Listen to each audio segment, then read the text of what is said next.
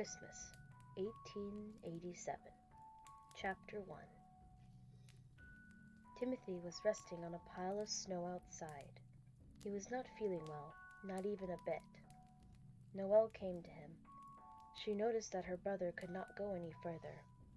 She feared she would lose the one last person she had in her life. She had to figure out something. She would not allow him to die on her. "I will find us a place to stay. I promise you will be fine." She had to believe that her brother could pull out of this. She walked away from him and started to look around. The road was decorated for Christmas, which was not but weeks away. She saw the garlands strung up and lights flickering. Each house had wreaths on its doors. It was a beautiful sight. Then it came to her. There was a house on the street that no one ever seemed to live in. It had no decoration, no lights. She knew it belonged to someone. That person never used a house, which was good for her. She'd be glad to have a place to stay, especially this time of year, with Christmas coming and it getting cold. She walked back to her brother and pulled him up from the ground. "I found a place we can stay. It's not that much farther," she told him, praying that he would make it. He nodded in response, and they began to make their way to the house. She opened the gate and helped her brother to the door. "Wait here," she said as she let go of him, and he leaned against the side of the door.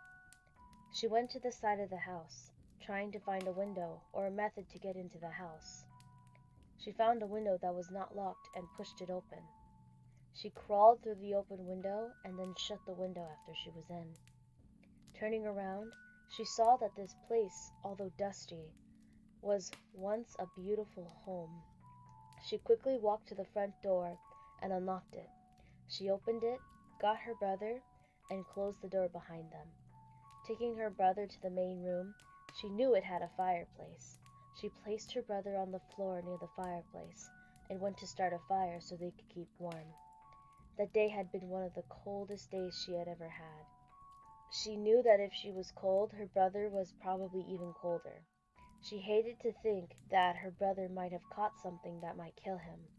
She did not desire to lose her last family member. She took the lumber and placed what little dusty wood had been left in the house into the fireplace. She fixed everything and then went to find a way to make a fire. She came back and lit a paper and placed it on the logs. It was a matter of time, and they had a small fire, which was enough for them to get warm. She sat down by her brother, who looked very pale. She seized him into her arms and prayed he would be all right. She did not wish to lose him. She watched as her brother fell asleep and imagined that she should get some sleep too. They could not permanently stay there, but she figured they could remain for a few days, at least until her brother felt better. She rested on the floor and dozed off. She wanted to get a bit of sleep before the next day showed up. Slowly, she woke up to find her brother was still sleeping and that it was morning. She decided to go search the house for food. She had to find something. They had not eaten in days. She moved away from her brother, left him there, and searched for food. She hoped to find something for her brother to eat. She knew he needed to eat to regain his strength. Hello! If you liked what you heard, the full book is down in the description. Also, the author and her other books are also down in this description as well. I hope you enjoyed listening and have a Merry Christmas and Happy Holidays.